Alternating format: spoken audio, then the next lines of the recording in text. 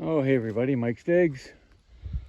I just came back around the hill here because the dozer was pushing fresh dirt over the hill.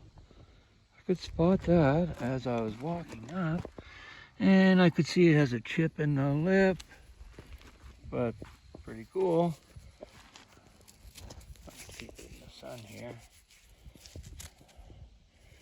Well, I'm gonna bring it home and probably add that to the collection of ink bottles. And earlier there was another one. There's all kinds of stuff down the hill. Broken ink. Is that a broken pot? Broken jar or something? But if I spot anything else in this new push over the hill, I'll let you know. Thanks for watching.